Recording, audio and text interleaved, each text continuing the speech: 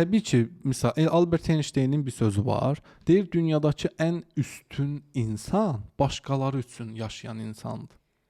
Amma burada məna nə deyən balanslı şəkildə də hər birimiz üçün yaşamalıyıq. Bax, təbiəti nəzərə alaq. Biz əslində öz qanunlarımızı təbiət qanunları ilə quranda heç bir problemimiz qalmır. Bir də nə götürək? Təbiətdə hansı su özü üçün axır?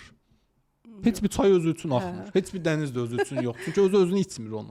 O axır ağac içir onu. Okay. Hansı ağac özü üçün meyvə verir? Heç.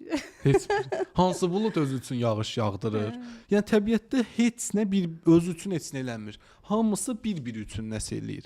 İnsanlıq o zaman kamilliyə çatacaq ki, hər birimiz bir digərimiz üçün nəsə qatqıda bulunaq. Amma Murad Aytən üçün qatqıda bulunur.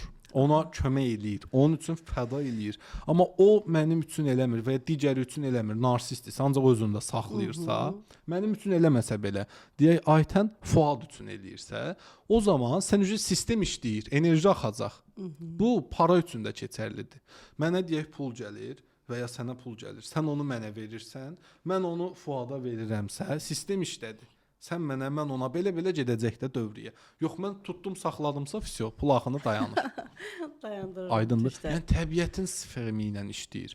Bütün hər şeydə təbiət qanunları vardır. Bax misal, yaşam uğrunda mübarizə qanunu var. İnsanlar, fərdlər arasında bir yarış vardı.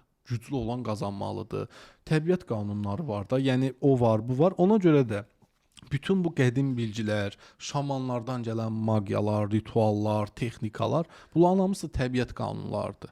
Təbiətdə 4 element var və o vaxtki filosofların dediyi bir də bilinməyən 5-ci maddə vardı. Murad, Antimaddədir o da.